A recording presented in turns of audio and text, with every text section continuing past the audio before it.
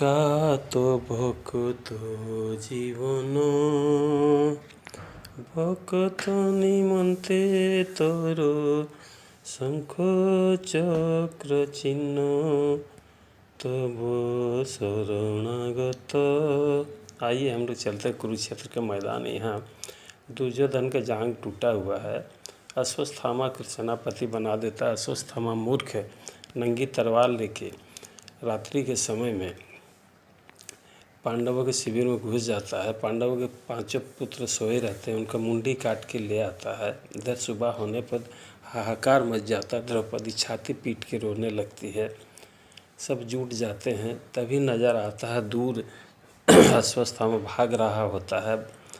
भगवान समझ के यही है, अर्जुन को तुरंत रथ में बैठा के उसके पीछे करता है। अर्जुन पकड़ लेते हैं, उसको रथ में बांध के ले आते हैं और द्रौपदी के सामने पटक देते हैं। कहते हैं, द्रौपदी ये तुम्हारा पुत्र का हत्यारा है, इसको आप दंड दो।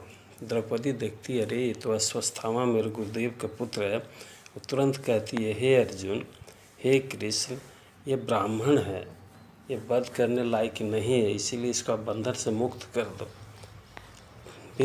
भीम कहता है, द्रौपदी ये तुम्हारा बेटा का हत्यारा, तुम नहीं मारोगी तो हम इसको मार डालेंगे। द्रौपदी कहती है, हे भीम, क्या इसको मार देने से मेरा बेटा जिंदा हो जाएगा? अरे ज़रा सोचिए, ये इसके मैया का एक ही सहारा है। इसके पिताजी को तो आप लोग पहले ही मार चुके हैं, फिर इसको आप मार देंगे तो इनकी माँ कृपी जो आप लोग गुरु माता हो, किसके सहारे जिएगी? अरे ज़रा देखो, पुत्र वियोग का, माँ के सामने बेटा का अगर देहांत हो जाए किसी भी कारण से, इसका कष्ट क्या होता है ये माँ ही जानती है। मैं समझ रही हूँ कि मेरे पुत्र का निधन होने पर क्या बीत रहा है मेरे ऊपर।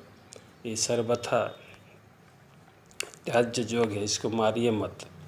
तब अर्जुन एकदम किंग कर्तव्य विमूढ़ होकर भगवान की तरफ देखते हैं।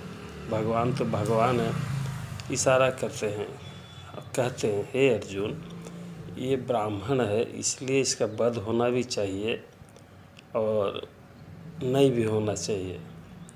अर्जुन समझ जाता है कि भगवान कहना क्या चाह रहे हैं। कहने का मतलब इसको अपमानित किया जाए, इसको प्राण दंड नहीं दिया जाए। अर्जुन तुरंत उसका मस्तक में जो मणि था उसको निकाल लिए, मुंडन कर दिए और छोड़ दिए।